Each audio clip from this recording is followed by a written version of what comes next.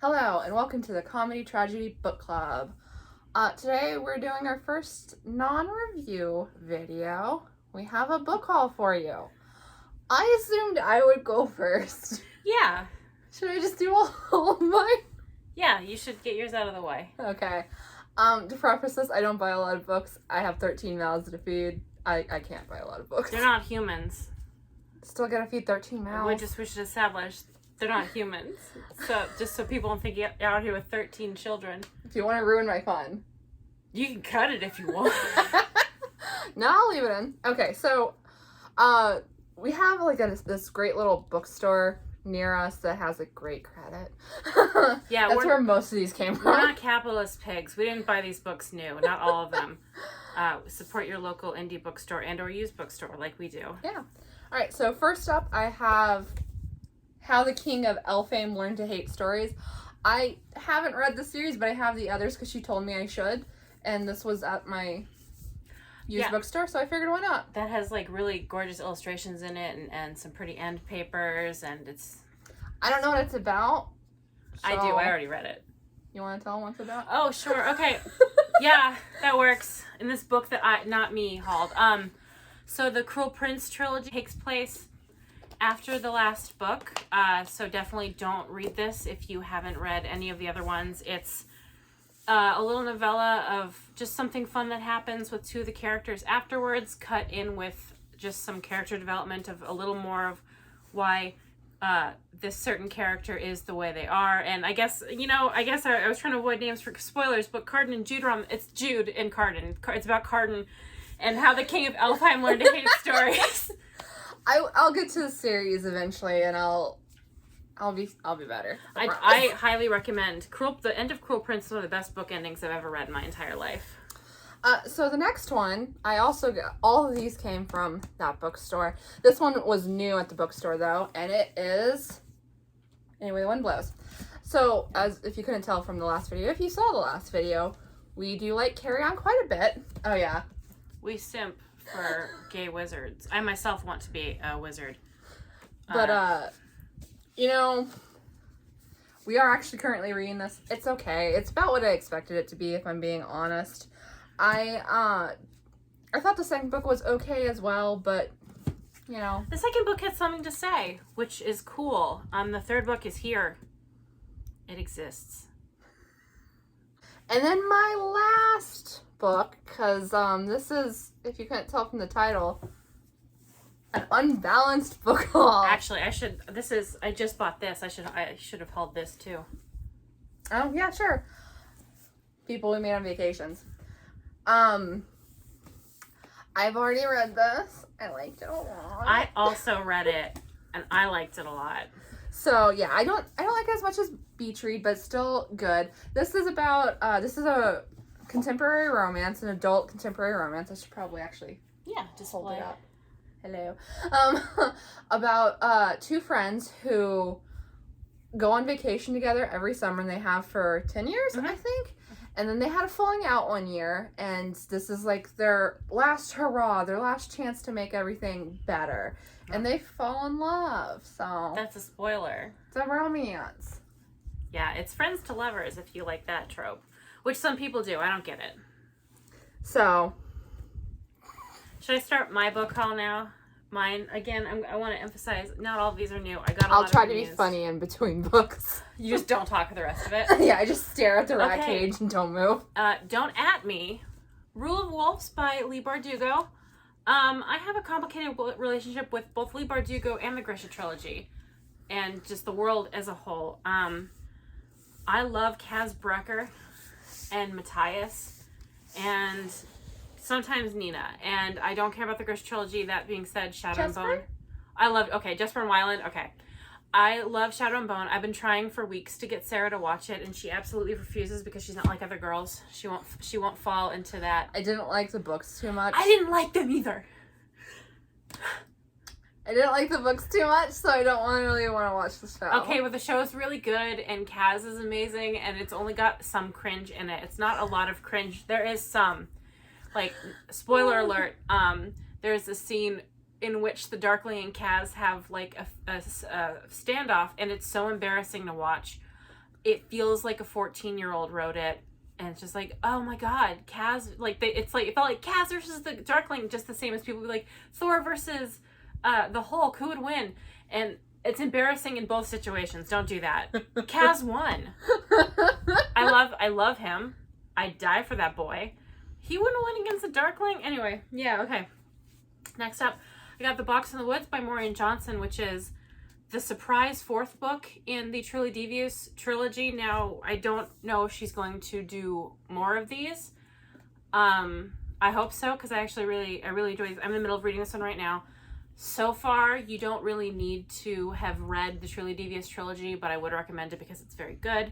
This is a summer camp setting, and a young true crime enthusiast is trying to solve a 30-something-year-old murder. And it's pretty good so far. I like it a lot. I have nothing to say about that one. Dial A for Aunties. Do I have to say something nice? No, just to say what it's about. She read this one. I didn't finish it. She didn't like the narrator, so she's going to try and physically read it. But Dial A for Aunties, which I love the premise. The premise is it's this girl who has 3... very overprotective, energetic aunts, and one of them is her mother. They're very much in her life, and she gets set up on a blind date and ends up accidentally killing a guy, which he deserves. Trigger warning. Trigger warning, kind of. He sort of insinuates he's going to sexually assault her, and she gets them into a car crash, which I wouldn't normally give that spoiler away, but it happened pretty early on, and I wish I had known because I was really upset, and actually it's one of the reasons I stopped reading it for now. So he doesn't do anything. It's all, he's threatening basically. So as far as I know, there's nothing on page, but just know that going in if that's an issue you have. And read it physically because the reader makes this character who's 28 sound 14 years old, and I can't stand it because I think I'd like the writing better if I didn't have someone reading it like they were a small child. We were pretty stoked for that one, so kind of a bummer. Well, we might still like it. Possibly. I'm going to try and physically read it, which I haven't done in a while because my eyeballs don't like to help me with that. Just so you know, with romances, we both have a policy. Actually, with a lot of books, is that one of us reads it and tells the other one if it's worthwhile. To be fair, I'm pretty new to getting into adult romance, and I'm very picky. Okay, my next haul, One Last Stop by Casey McQuiston. This is their second book. The first one was Red, White, and Royal Blue, which I absolutely adored. I haven't really started this one yet. As far as I know, it's sapphic, and one of the characters is like a time traveler, kind of, and that's pretty much all I know about it. But I've read like a couple pages, and it sounds like Casey McQuiston funny writing, so I have very high hopes for this one. I also like Red, White, and Royal Blue. I remember the turkey fondly. Yeah, I remember when they faded to black, I was like,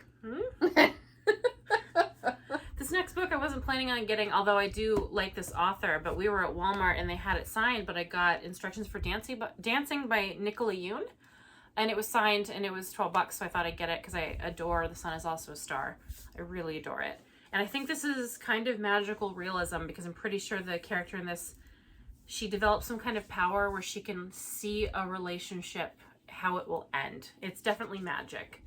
I haven't started it yet, but the cover is gorgeous. Hold on, let me do. I don't think you need to do that with the... Anyway, this I got again at the used bookstore. I don't know much about it. Witches Steeped in Gold by Sienna Smart. Is that how you say that? Sienna? I would assume. Apologies if it's wrong. I think this is a debut. I don't know anything about it other than I love the cover and it has witches, so I hope it's violent. I hope it's weird. I'll let you know probably. If I get to it soon, I will. Yeah, are we both on Goodreads? Yeah. I use my Goodreads, so if... I also use my Goodreads. I don't leave reviews, but if you want to watch me 1-star books constantly... You know... I actually don't have that many 1-stars. I have a lot. I try to be kind. I guess now is as good a time as any to mention that I simp for Disney, and I understand that that's problematic. I don't care.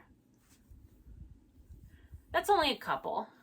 Yeah, imagine what else is on here. No, there's nothing else. Y'all are actually gonna see it because we're gonna do a reorganizing video. That's none of their business. Anyway, I've been getting into the Disney Twisted Tales because I like the idea of certified fan fiction, kind of like. Each of these books has a premise, and this premise for this Mulan one is what if Mulan had to travel to the underworld, which is misleading because I bought this. Well, it's signed, which is why I bought it, but I thought when it said the underworld, it meant like the Hades underworld, and that's not what it meant. It meant, I think, more of a traditional Chinese underworld. I don't know a lot about the mythology, but that's the impression I got. It was still pretty good. Like, Shang is mortally wounded, and she's got to basically go get his soul, and it's really fun. It's Elizabeth Lim. I think she has a couple others, but it was really fun. So if you like this kind of thing, I would highly suggest this one. I would not suggest the Snow White one. It was abysmal. But I also bought Go the Distance by Jen Kalontia. Is that how you say her name? I can't read very well with my eyes. I haven't read this one. If you couldn't tell, we did not look up these authors. No, we don't prepare very well. I woke up from a nap really recently. If you think my hair looks bad, that's why. It's because I fell asleep and I woke up to someone with a spoon of caramel in my face. I haven't started this one, but I absolutely adore anything Greek mythology, especially the Disney Hercules. And this premise is, what if Meg had become a Greek god? And I heard that premise and I was just like, yes. In the last Disney Twisted Tales, Beauty and the Beast, what if Belle's mother cursed the beast? Basically, Belle's mom is the enchantress. This was the first one I read. It was really, really good. Like, it was so good that I wish that instead of doing the Beauty and the Beast live action they did, I wish that they had done a whole new story. Like, if they adapted this instead of doing what they did with Emma Watson and who's the hot guy from that show? I don't know actors. Dan something. You guys probably know. He's gorgeous. But I didn't like that movie because I don't like the Disney live action movies. But this, if you like Beauty and the Beast and you're open to kind of like a new telling of it, it's really, really good. And like, I was worried these would kind of like talk down to the readers and it would feel like it was for 12-year-olds, but that doesn't seem to be the case. Like, there's some more like, I wouldn't say adult themes. I think there's a reference to them, like if they can have sex in it, and there's like a little bit of cursing. Okay. So, like, yeah, if you're worried about these being, like, books for babies, don't worry about that, at least for this. Like, the Snow White one kind of felt immature, but this one did not. Oh, what's the author? Oh, yeah. Liz Braswell. She does a lot of these, actually. She's really good. I have more on my list that I want to get. Okay. This one, I don't know what the premise is. Oh, it's yeah, gorgeous. I do. The cover of this, stunning. Blood Like Magic by Lizelle Sambury. Okay. I know that the premise is she's a witch, and I believe she has to pass some kind of test, and she has to kill her first love, but she has never been in love before, so she has to go find someone, fall in love, and kill them. And, Look yeah. at these pinks. Look at those purples. Okay, yeah. I like pink. Believe it or not, I'm trying a little bit to get away from young adult, but I saw this and I was just like, I should probably try it because it looks gorgeous. I love any premise that seems like something that isn't totally fluffy. Okay. So I'll preface this by saying I've never seen a Star Wars movie, but I heard it's like fun. Don't believe her lies. Don't believe her lies. I know that like everyone like loves like Geordie LaForge, and then like everyone's obsessed with him, which made me not want to watch Star Wars. Name another Star Trek character. I don't know. Full name. Do it. Kirk Tiberius, James Tiberius Kirk. I'll give it to her. There's Picard, Jean-Luc Picard. There's Data. I will kill you. Which one is it? It's Data. He has a cat. What's the cat's name? Spot. Do you know that because of Red Letter Media? Dear Star Wars books. There's Chekhov. He's cool. There's Bones. He's cool. There's... Bones isn't his name. That's his nickname. His name is Scotty. Wait, which one's Scotty? The engineer. Okay. That's fine. I know that there's...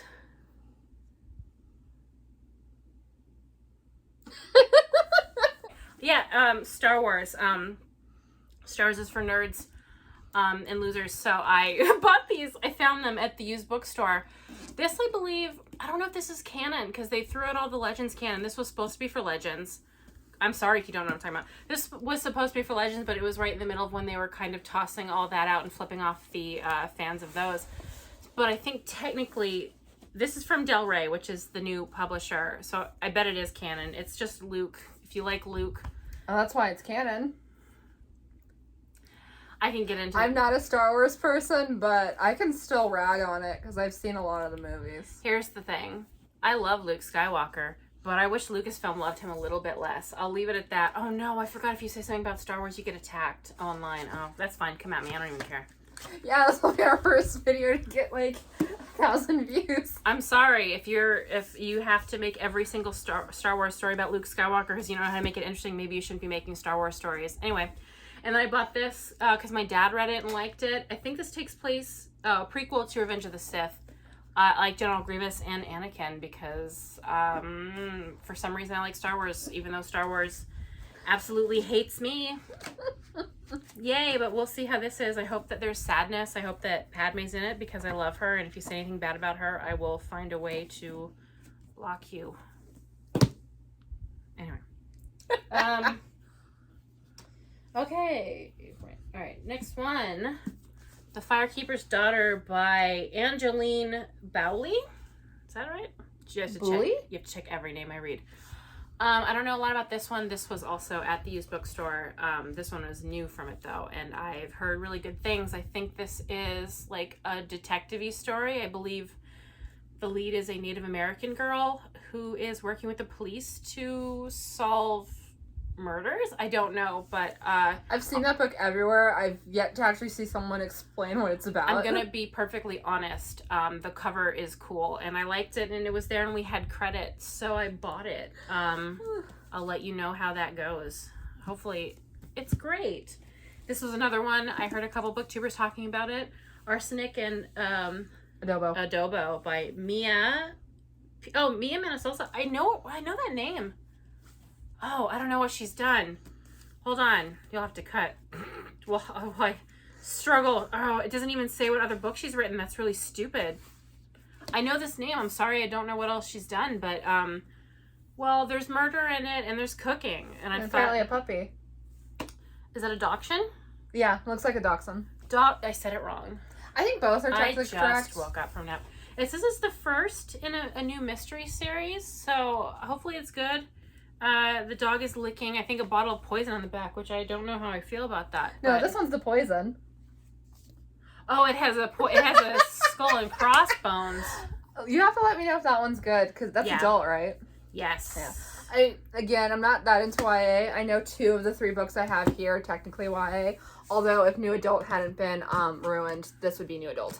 Yeah, we should not that I actually think it was ruined. I think people are prudes. Let's do a whole separate video about us ranting on the launch and failure of New Adult as a category because y'all blew it. Every one of you blew it. New Adult should be a category, but it's not. It gets called like smut. If they're like New Adult isn't just supposed to be young adult with sex. New Adult is it's their age. Their age. A Court of Thorns and Roses should be New Adult because she's over 18. It's New Adult and they call it young adult.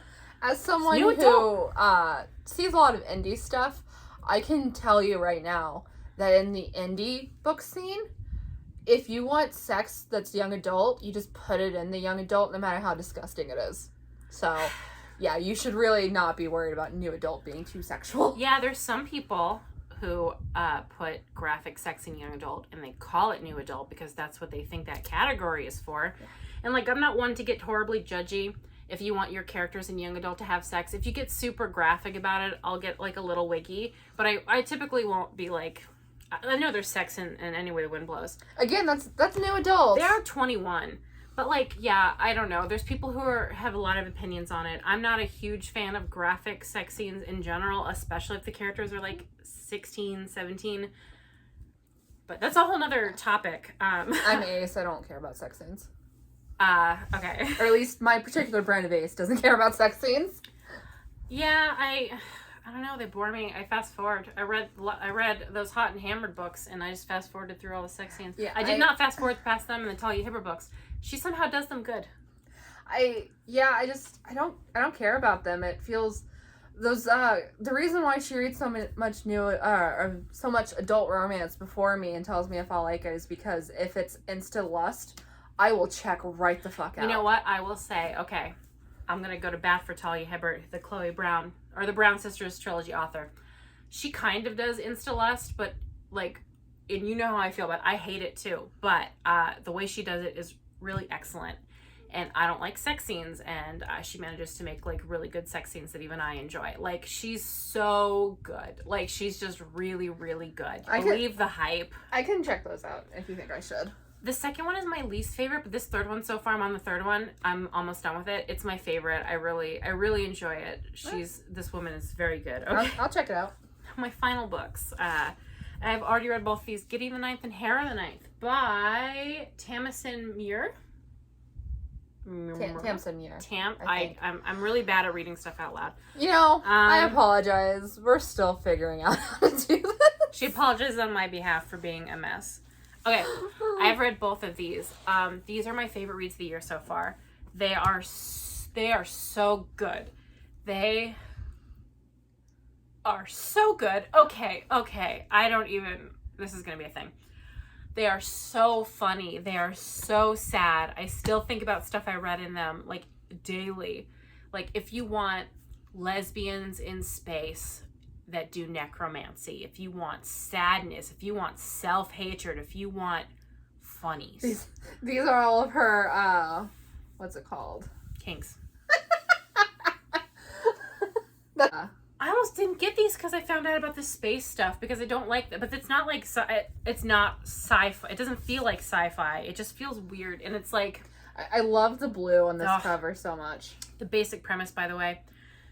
Yeah, it's a little complicated. If you're reading these, I would say pay attention because it's just a very established, complicated world, and maybe I'm just stupid, but I have a hard time keeping up. This is Gideon. She is the kind of bodyguard of Hera Hawk, who is essentially like the last sort of princess of her house. She's super important, and they hate each other, but they're also in love, which is my favorite. The second book, oh my god, the second book is something so special, like the way it's told, specifically the points of view, and it is excellence. It is I don't know when the last one's coming out, and I'm dying, but there's like all these subtle moments that are stabs to your chest, and like I was reading this at 3 a.m. and I just wanted to scream. Like, I hope that you read these and like them. Well, I own the first one, so I will read it. I hope to God you enjoy these, because if you don't, I'm gonna be so upset. If I don't, though, you get my sprayed edged copy. As much as I would absolutely love that treasure, I would rather you enjoy this book so that I have someone to talk to about it. If you liked these books, please, I will talk to you in the comments. Say stuff, and I will say stuff back to you. Like, comment, and subscribe. Like, comment, and subscribe. Yeah, but if you guys comment, if you guys comment, I will respond. I will. If you're nice, I'll be nice, and if you're mean, I will be funny in my destruction of you as a person. That's all my books. Well, thank you for joining us on this very unbalanced book haul. Yeah, it wasn't messy or anything, which I'm proud that we did this and it wasn't like a big mess that we're going to be embarrassed about in a couple years. We'll see you next time.